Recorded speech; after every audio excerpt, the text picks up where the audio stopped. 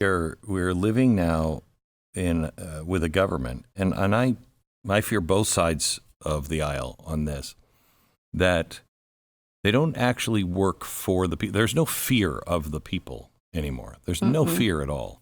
And when you have a government that is willing to say, look, we need this political thing to happen over here, sacrifice those four guys.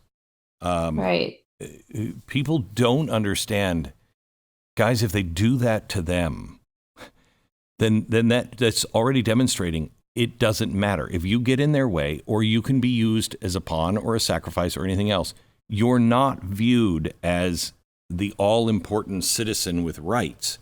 You're just somebody that can be used by the government to do what they need to be done. And Yeah, exactly. And it just seems so incredibly petty to me that the Obama administration could not figure out how to achieve its ends without doing something so terrible.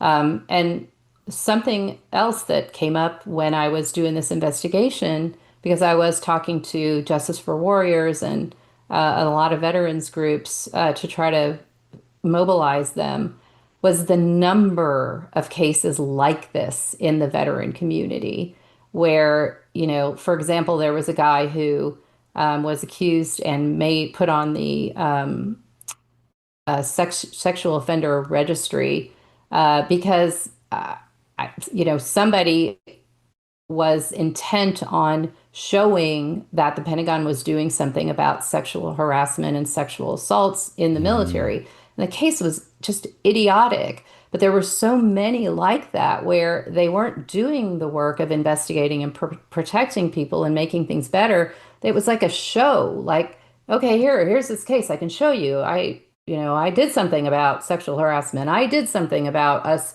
killing a lot of civilians. And remember, all of this stuff with the Raven 223 case was happening during the drone war, the Obama drone war, where we were killing all kinds of civilians all over the Middle East. So, it was very weird. It was like some kind of deflection of all the other stuff that the government was doing, and they're blaming it on four guys from little towns who they felt could not fight back. And that's kind of what I love about this story the most, is that every single one of these little towns massed an army and fought back.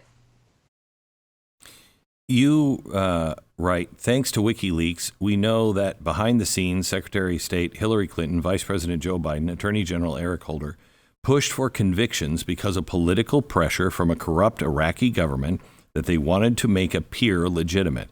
I know it sounds crazy, yet this is what happened, and I saw it with my own eyes. Yeah. Go ahead. Comment on that. So, for a long time, it was pretty obvious, because the defense attorneys told the guys and their families when the trial was going on, or when they were indicted initially in 2008, that it was basically a show trial, just to show the Iraqis that they were going to hold somebody accountable for the supposed massacre in Nisr Square.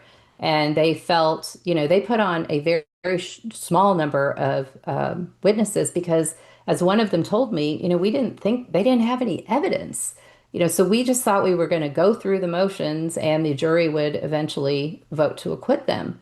Well, what they didn't realize was that they were going to be tried in Washington, D.C., where, So people are scary. not. Yeah. And I mean, they violated the venue laws in ways that I describe in the book that are just outrageous.